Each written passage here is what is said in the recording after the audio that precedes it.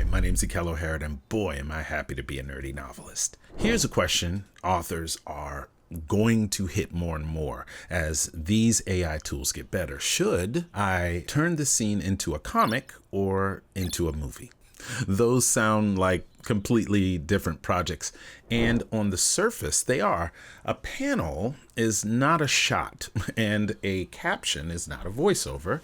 Matter of fact, a page turn is not necessarily a cut, but underneath they run on the very same muscles. You start with prose. You decide what the reader needs to see. You break the scene into visual beats. Then you choose the format that serves the story. As you can see here, right over here, I'm looking right at my prose. So this is Jumpbox, the chapter 1, and here are all of my prose, kind of not even broken down. This is actually what I wrote. Now that you've seen the prose, this is actually the way it's broken down. Right here is the prompt, the first prompt if you want to have a AI video shot prompt Bible, right? So if you want to actually take your prose, that raw prose, then take this right here, this particular prompt right here, feed it into your large language model, feed your prose into the large language model, and it should give you something very similar to this thing right over here. This right here is kind of the AI shot Bible from beginning to end. And this is the prompt if you want to create a comic book or graphic novel. Now, let's do a little reframing. Now, one quick reframe before we go further. I said comic book. I know I did, because that's the phrase everybody knows. But for you, an author, the real format is the graphic novel. Same craft, panels, pages, captions, balloons, different ambition. You're not making a 4-panel strip or a 60-page little comic book. You're making an adapted book, your adapted book. So from here on, that's what I'm going to call it, okay? I'm going to call it a graphic novel path. So today, we're putting together 2 paths side by side, not to crown a winner or anything like that, but so that you know what each one actually is good at before you sink anything into the wrong one. The last video was about character consistency, visual Bibles, reference sheets, the director's view loop, locking your character down. Once your character is stable, you get to ask bigger questions, like way bigger questions. What form does this story want to take? I'll keep using the Jumpbox material, okay? Alien meadow, nervous soldier, and an ancient ruin. An AI presence, an explosion, an R's reveal, the cube, all of that stuff. The same material can be a graphic novel page, a short story film sort of proof sequence, a book trailer, or it could even be a storyboard. So it just feels more cinematic when you're, and most of the panels when you're doing AI video are of similar size because you're going from frame to frame, and each frame is either 16:9 or 2x35 or whatever it is. And so what ends up happening is it becomes more about what you like and what you want to happen. That's why these particular prompts are so easily plug and playable, because it's more about your specific situation and the story that you want to tell. That same material can be used in this graphic novel page, okay? A very, very, very cool thing, but each one asks you to think differently. Let me show you how I know. Now let's talk about the shared starting point. Here's the part where most people skip. The starting point is not the tool, it's the prose. It's honestly the prose right here. It's the prose, the thing that you have to start with. Before I pick a graphic novel or a movie, before I pick whatever the medium it's going to be, I read the scene as visual beats. So I built a little something to help you with this next part where you're trying to figure out the scene beats builder. I built a little website, and I'm going to give you a prompt that you can use to actually build this little website for yourself if you give it to your artificial intelligence. The scene beat builder is before you pick your comic book or movie, read your scene as visual beats. Answer these 5 questions and you'll have a beat sheet that works for either path, because the prompt is temporary, but the adaptation decisions are very, very useful. So I have 5 questions. What happens first? What changes? What does the audience need to notice? What has to stay consistent? Where is the emotional turn? All right. And what you do is, at least the way that mine is built, is you write it for your scene. Okay. So the opening image, where we land before anything moves, gets written in here. Now, I've done a really cool thing where I'm going to load all of my Jumpbox stuff up automatically, but I'm going to kind of take you through each one of them. What changes? The turn, the moment the scene stops being still. Okay. Incredibly important for it to understand those types of dynamic attributes. He's pulled towards the wall, walking in without it, all of that stuff. Now, what does the audience need to notice? The one detail that has to read clearly or the scene fails. What has to stay consistent? Okay. The continuity lock. Okay. Where's the emotional turn? These are incredibly important because they seem very apparent when you are building these yourself as an author. But to be quite honest with you, the AI doesn't know anything. You have to kind of give it a lot of these deeper insights.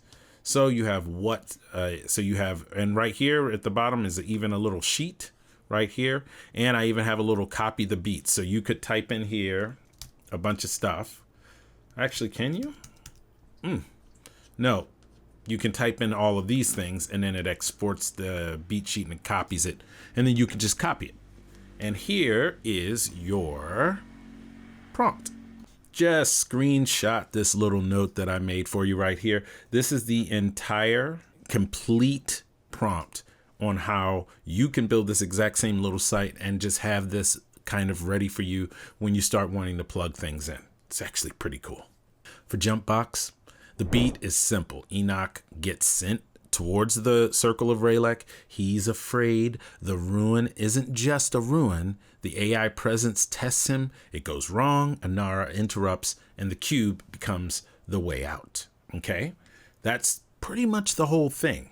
Back to the sheet. So what I'm going to do is load the Jumpbox examples. There's tons of them right in there.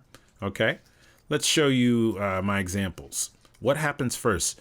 Enoch creeps from the tree line into the misty meadow. The circle of Rayleigh, a obsidian ring with a glowing green emerald, waits across the field. Okay, Ophic orders him to go towards it.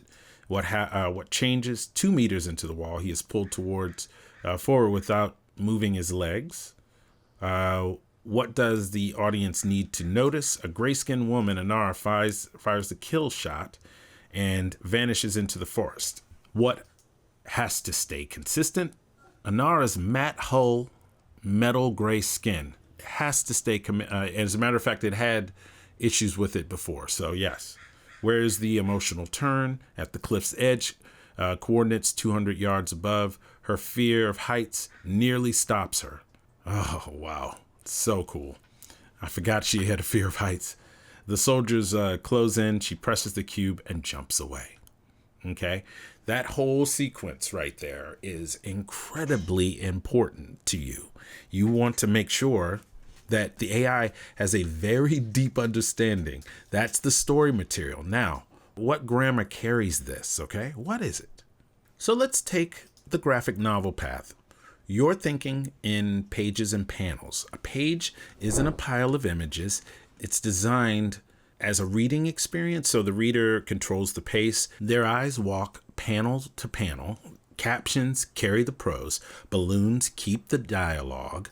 Sound effects punch the action without a single frame of motion. So Jumpbox as a page might open in a wide establishing panel in the forest or meadow, then Enoch gripping his rifle. That's a close-up of his hand shaking right there. And then General Ophic pointing at the wall. and then Enoch stepping into the open.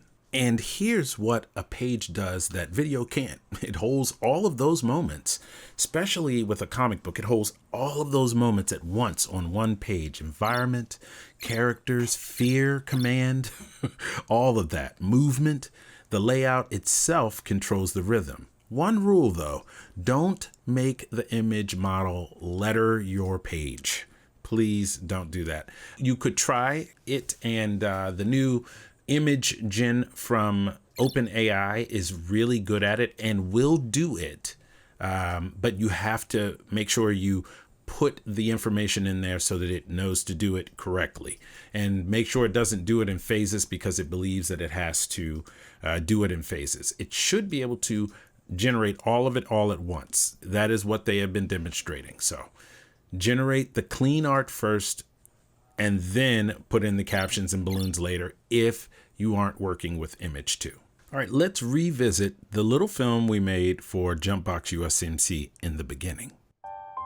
Jumpbox USMC. Enoch was a warrior. He was raised to fear nothing.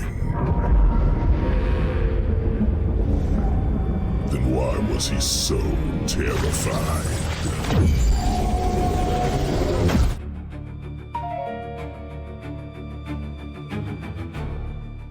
Take the movie path and you stop thinking in panels. You start thinking in shots, cameras, and motion and duration and editing. A panel captures a moment and a shot unfolds over time. So the question changes. Where's the camera? What's the moves? How long does it hold? Like, how long do you hold the shot? What does this shot do in the edit? That was the same beat, movie version, okay? The wide establishing shot in the meadow, the slow push in towards the ruin, the medium on Enoch at the tree line, and the insert of his hands. All of that was from those same exact prompts. Those aren't images anymore. They're timing decisions, and that's the cost. Video carries a heavier continuity burden. The character has to survive across every shot. The prop has to stay recognizable. The action has to be readable, okay? And you don't actually know if it worked until the edit. More powerful in motion, absolutely, but it's less forgiving. So, which one? Here's the honest comparison. All right, so the graphic novel wins in readable artifacts, in caption dialogue, a sequence someone can sit with and follow. If the scene is about information, a page is way more direct than a clip. It wins, and it wins on control. You decide which moment gets the biggest panel, a teeny close-up next to a wide shot, a silent panel to slow the reader down, the page turn as a reveal. It wins on words because you add them after the art, not inside of it. Even though with the new one you could. It dodges the motion problem. The character doesn't have to hold up for 8 seconds of movement. The panel just has to be right. Now flip it. Video wins on motion and mood and music and movement and pacing, and a scene feels alive in seconds. That's why it's a tool for trailers, social clips, for proof of concept previses. If I want the cube activating, the video shows that in a way one image can't just show. If I want Anara sprinting through the forest, video gives you the rhythm. If I want to sell the tone of the world in 10 seconds, video. But I'd never reach for video just because it looks more impressive. I reach for it when the motion matters. That's the whole decision. The author decision checklist, here's the simple version. I want you to choose the graphic novel if you want a readable scene, panel control, captions, dialogue, and a visual adaptation people can sit with. Choose video if you want movement, mood, trailers, trailer movement, social clips, advertisement for your books, whatever. Quick emotional hits. Choose both if you're still developing the scene because they feed into each other. A graphic novel's panels can become a start frame for a video. A video shot list can help to design a page, and a single visual Bible supports both of them. That's the point I keep coming back to. The work you do to define the character, the props, the location, the beat, none of it's wasted when you switch formats. The prompt is temporary, the adaptation and decisions are reusable. So, if you are trying to visualize your novel, don't open by asking, which AI should I use? Open by asking, what form does this scene want? A readable graphic novel sequence, a cinematic mood clip, a trailer moment, a storyboard, or just a private previs test to help you write the scene better, or the best scene possible. Same source, different grammar. Once you understand the grammar, you stop making random AI media and start making visual assets that actually serve the book. Next video, we're going to take this one step further with book trailers.